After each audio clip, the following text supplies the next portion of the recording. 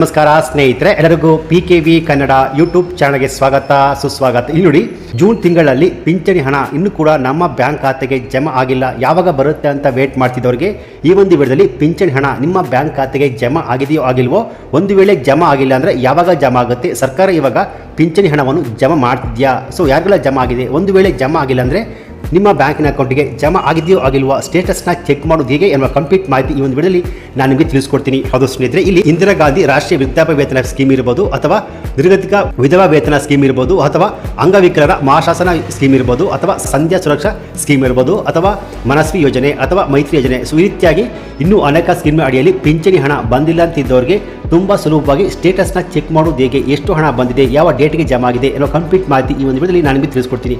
So ಒಂದು ವೇಳೆ ನಿಮ್ಮ ಮನೆಯಲ್ಲಿ 60 ವರ್ಷ ಮೇಲ್ಪಟ್ಟವರು ಇದ್ದರೆ ಈ ವಿಡಿಯೋನ ಸ್ಕಿಪ್ ಮಾಡದೆ ಫುಲ್ ವಿಡಿಯೋ ಕೊನೆವರೆಗೂ ನೋಡಿ. ಬನ್ನಿ ವಿಡಿಯೋ ಬರೋ ಶುರು ಮಾಡೋಣ. ಅದಕ್ಕಿಂತ ಮುಂಚೆ ನೀವಿನ್ನು PKV ಕನ್ನಡ ಯೂಟ್ಯೂಬ್ ಚಾನಲ್ಗೆ ಸಬ್ಸ್ಕ್ರೈಬ್ ಮಾಡಿಲ್ಲ ಅಂದರೆ ದಯವಿಟ್ಟು ಇಲ್ಲಿ ಕಾಣುವಂತಹ ಸಬ್ಸ್ಕ್ರೈಬ್ ಬಟನ್ ಪ್ರೆಸ್ ಮಾಡಿಕೊಳ್ಳಿ. ಹಾಗೆಯೇ ಪಕ್ಕದಲ್ಲಿ ಬರುವಂತಹ ಬೆಲ್ ಬಟನ್ ಒತ್ತಿ, ಸೊ ನಾನು ಯಾವುದೇ ಒಂದು ವಿಡಿಯೋವನ್ನು ಅಪ್ಲೋಡ್ ಮಾಡಿದಾಗ ನೋಡಬಹುದು.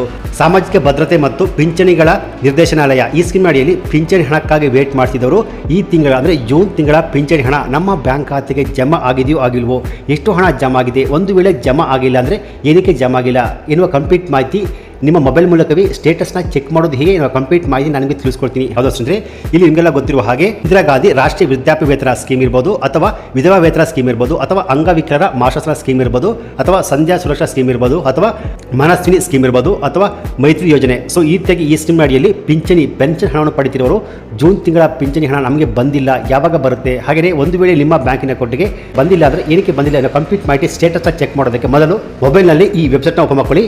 ಲಿಂಕ್ನ ಬೇಕಾದ್ರೆ ಬಾಟಮಲ್ಲೇ ಕೊಟ್ಟಿರ್ತೀನಿ. ಈ ಲಿಂಕ್ ಮೇಲೆ ಕ್ಲಿಕ್ ಮಾಡಿದಾಗ ಡೈರೆಕ್ಟಾಗಿ ಈ ಪೇಜ್ ಓಪನ್ ಆಗುತ್ತೆ. ಸೊ ಈ ಪೇಜ್ ಬಂದು ಗೌರ್ಮೆಂಟ್ ಆಫ್ ಕರ್ನಾಟಕದ ಪಿಂಚಣಿ ಹಣವನ್ನು ಚೆಕ್ ಮಾಡುವ ವೆಬ್ಸೈಟ್ ಆಗಿರುತ್ತೆ.